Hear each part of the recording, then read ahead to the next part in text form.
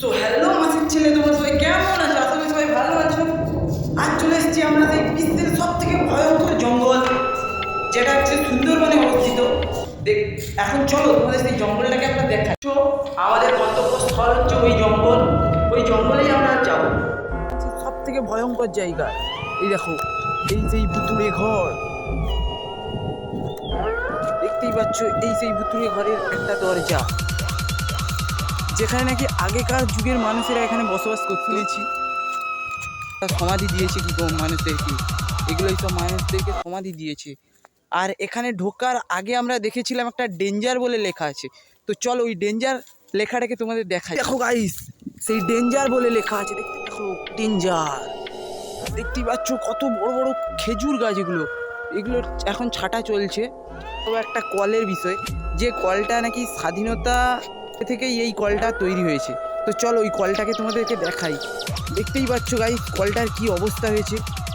তবে কলটায় কিন্তু এখনও জল পড়ে, মানে এর ভেতরে জল আছে। দেখতেই পাচ্ছি আমরা, দেখো জং পড়ে গেছে। এই দেখো, দেখতে পাচ্ছ পুরো জং পড়ে খসে পড়ে যাচ্ছে। আর এর ভেতরে জল আছে, এই ভেতরে জল আছে। এই দেখো গাইস, জল দেখা যাচ্ছে, দেখতে পেয়েছো? আর আমরা এখন তিনজন চলে এসেছি এই ভুতুড়ে জঙ্গলে। দেখতেই পাচ্ছ কতটা জঙ্গল, শুধু জঙ্গল। তো চলো এর ভেতর থেকে দেখবো আমরা এর ভেতরে আজ কি আছে।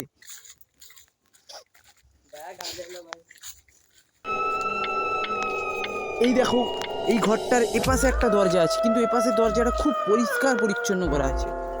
এই দেখো ঘরের ভেতরে কিরকম জঙ্গল, পুরো জঙ্গল ঘরের ভেতরে। এখন আমরা ঘরের ভেতরে দেখাচ্ছি, তোমরা দেখতে থাকো। এই দেখো ঘরের ভেতরে কি আছে।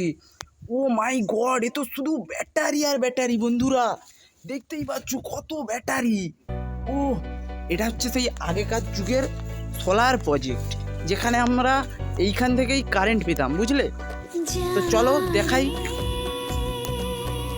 দেখতেই পেলে, এই দেখো দেখো গাইস কত সোলার প্রজেক্ট আছে এখানে। সব সোলারের প্লেট, এগুলো সব নষ্ট হয়ে গেছে, কিন্তু এখনো কিছু হলেও ভালো আছে, তো গাইস দেখতেই পাচ্ছ কত প্লেট, শুধু প্লেটই আছে এখানে। আগে এখানে সব ছিল প্লেট, সোলার প্লেট, এখান থেকেই আমরা কারেন্ট পেতাম। আর এখন কারেন্ট চলে এসছে বলে এসব আর কেউ ব্যবহার করে না, তাই এখন এখানে সব জঙ্গল হয়ে গেছে। রাস্তাটা পুরো ঘাসে ভর্তি হয়ে গেছে, দেখতেই পাচ্ছ।